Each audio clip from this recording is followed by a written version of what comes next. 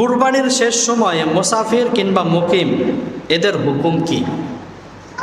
আমরা সবাই জানি যে আমরা যখন মুসাফির থাকি ওই অবস্থায় আমাদের উপরে কুরবানি ওয়াজিব হয় না। কুরবানি ওয়াজিব হয় না, কুরবানি ওয়াজিব।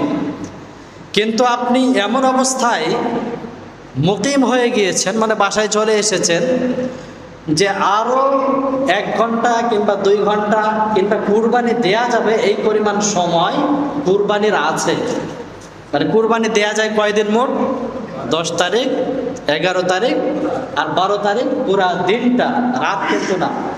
এই সময়ের ভিতরে যদি আপনি মুকিম হয়ে যান তাহলেই আপনার উপরেও কুরবানি ওয়াজিব।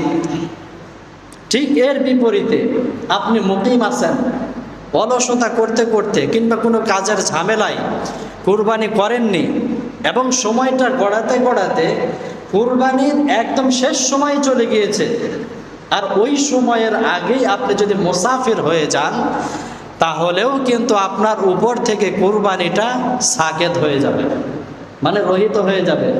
আপনার উপরে যে কুরবানির একটা বিধান ছিল ওই বিধানটা দূর হয়ে যাবে। তবে ইচ্ছা করে, অলসতা করে যদি আপনি এমনটা করেন তাহলে কিন্তু আপনি ওই কুরবানি না দেওয়ার যে একটা গুনাহ আছে ওই গুনাহের ভাগীদার হবেন। তাহলে ইচ্ছা করে এমন করা যাবে? কোনো একটা বিশাল কাজের ঝামেলা, আপনার যাওয়াই লাগবে, আপনি সেখানে চলে গিয়েছেন, কুরবানি করার নিয়ত ছিল, পশুও ছিল, কিন্তু আপনি কুরবানি করতে পারেন নাই, সেটা ভিন্ন বিষয়। কিন্তু অলসতা করে এমনটা করা যাবে না।